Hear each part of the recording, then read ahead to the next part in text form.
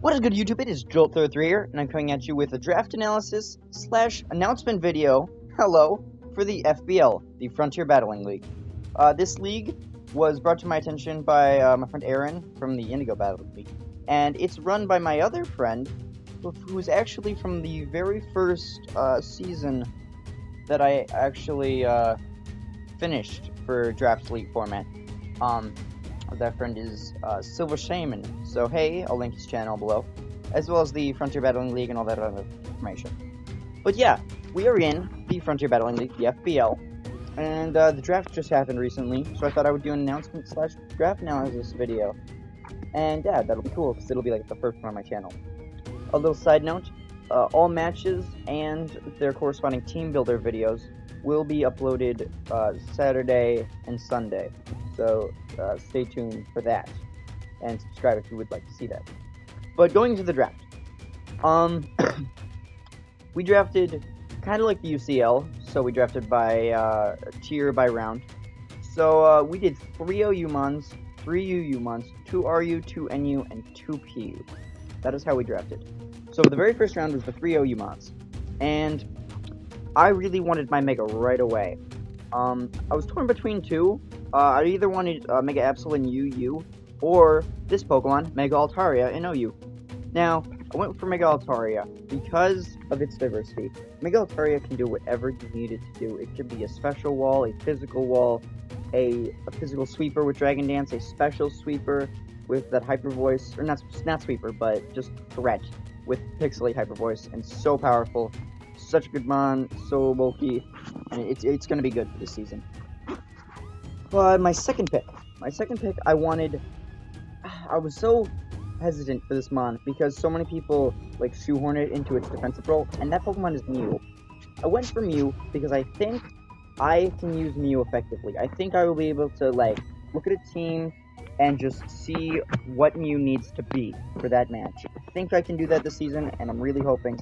Otherwise, this will be like the last time I use Mew, because either you can use it or you can't. So, then it was to the last round of OU. Now, I was hovering between a couple Mons, but Hippowdon is ultimately the Mon that I wanted. Now, Hippowdon is a Pokemon I've used in the past, and it's an excellent physical wall. It's a decent special wall with the sand, giving it the boost, the Assault Vest, gives you nice stealth rocks, has reliable recovery. It's just a good mon overall, it gives me the minus electric immunity, and I think it's going to be a good addition to this team. After that, OU ended, and UU began. Now in UU, I drafted this Pokemon in the Indigo Battling League, and it gave me nothing but good just success and coverage, and it was just a good Pokemon to have. And that Pokemon was Zapdos. A lot of people say you need an electric resist / immunity and a fast electric type.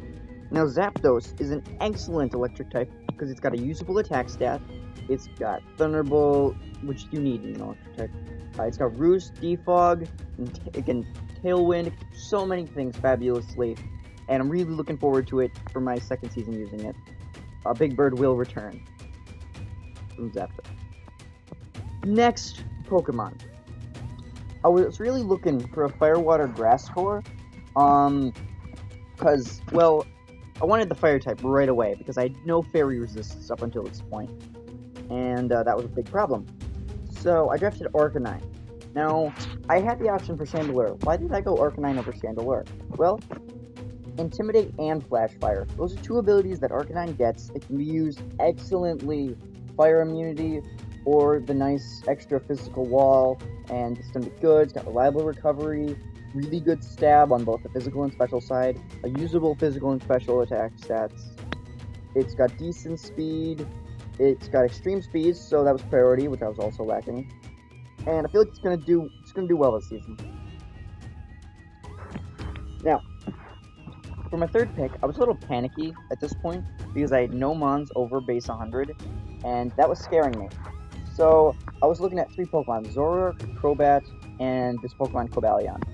Zoroark and Crobat got sniped, so I had to pick Cobalion. I'm not sure, I've never used Cobalion, or really any of the legendary swords, I think that's what they're called. But I feel feel like he's gonna do okay this season. He's pretty fast, 108, and really good fighting type and steel type. He does not resist fairy, unfortunately, but he's got pretty good defense stat, and I think he's gonna do all right this season. And that concluded UU. I was feeling a little not sure about Cobalion, but other than that, I liked my draft. As we entered RU, I was still on that speed scare, and I ultimately drafted Greninja. Now, for those of you who don't know, leagues like UCL and the GBA, I think UCL does it, they allow Greninja as Torrent and Blaziken as Blaze in the RU instead of Ubers.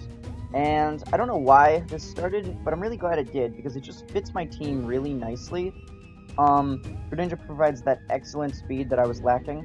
It has Toxic Spikes, regular spikes, really good coverage on both sides, physical and special. And I feel like it's going to be really good this season. I feel like I can use it pretty well. For my second pick of RU, I was really looking for my second fire or grass mon. I was looking in the lower tiers, and I felt like I could get a decent grass type in the lower tiers, so I went for Jellicent. And I got Jellicent. Jellicent is a really good water, like bulky water type, which you really need, and I'm really glad I did.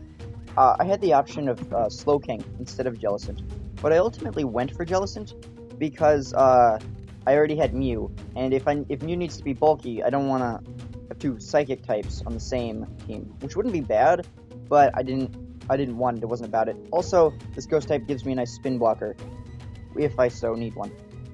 And so yeah, Jellicent can do a bunch of things. Got Water Absorb, Arcanine Splash Fire, so got some pretty decent immunities, and that'll be pretty good. Then the NU draft started. Now, I kind of made an oopsie here. I forgot I had already drafted Greninja. Or, no, I remembered I had Greninja. I forgot it was Dark type. And so I drafted Liepard. I'm not too upset about this, but I was going for Liepard because of a fast Dark type, when I forgot I had a fast Dark type. But Liepard's going to do fine because it has the Prankster ability, and so it'll be able to do a whole lot of things Greninja can't. And it'll be nice to switch it up between the two, I feel like. And people have to look out for Liepard, because it's going to put in work. My second pick, and final pick for NU, was Miltank. Now, Miltank was... I was looking for just another all-around bulky Pokemon to fill the wall. I wasn't liking any of the grass types in NU. There was one in PU I had my heart set on, and I actually got it. We'll talk about that later. And so I picked Miltank. Miltank's a decent wall all around. It's got Curse, so I can set up and win. It's got Stealth Rocks, take pressure off Mew. Doesn't have to go into that defensive Stealth Rock role. And it's going to be pretty good. When PU draft started, most people would think that the PU draft is like the lowest tier. You're never going to use these mons, but I feel like mine will be used pretty frequently, and they'll put in the work when they're brought. And those Pokemon are Tangela. Tangela was the first Pokemon. It was the grass Pokemon I had my heart set on, because Tangrowth was already drafted when I was looking at Jellicent. Tangela with the Eviolite is actually either just as bulky or bulkier than regular Tangrowth, which is going to be pretty nice, especially with investment. The Eviolite helps a lot. And it's just going to be a good wall all around. I believe it gets the Regenerator ability, which I love the Regenerator ability. I didn't get that. He's the only one I actually got with the ability. But I really like it, and it's gonna work well as my bulky grass type. For my final Pokemon, I was realizing that my Hippowdon pick made very little sense with my team. It's a good wall, don't get me wrong, but it doesn't mesh well with other Pokemon, like Cobalion's the only one not hurt by the sand. And so I drafted Stoutland. Now, Stoutland gets the Sand Rush ability, and he's like one of 3 Pokemon that do. There's Excadrill, there's, Sand Slash, and there's Stoutland. I didn't want Sand Slash, because while he rapid spins, he's basically a Hippowdon otherwise. And, I mean, it wouldn't have been bad, but it wouldn't have been good either, because bringing 2 of the same Pokemon, it would have been situational. So I got Stoutland. Stoutland will provide some nice late-game sweeps when I bring him. I'll bring him when he's effective, I'll leave him when he isn't, but he'll be a nice Pokemon to scare my opponent into thinking, oh, he's got this nice sweeping Pokemon. And I feel like if it gets underestimated, Stoutland will put in the work. And that's my draft analysis. Tell me what you think about my draft. What did I do bad? What things did you like? Just let me know your thoughts. I'd love to hear them. So yeah, I am your Milwaukee Magikarps. This is the FBL, and I will see you for week 1. Bye bye.